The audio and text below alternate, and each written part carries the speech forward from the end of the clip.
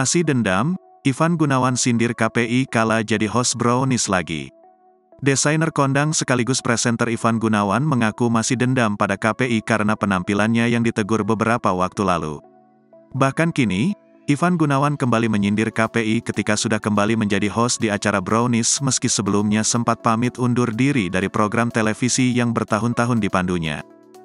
Pasalnya, KPI dinilai telah menyerang dirinya secara individu. Memang, keputusan yang kemarin itu adalah keputusan yang udah aku pikirin lama juga. Jadi aku nggak mau kayak ngambek, ya beda, ungkap Igun.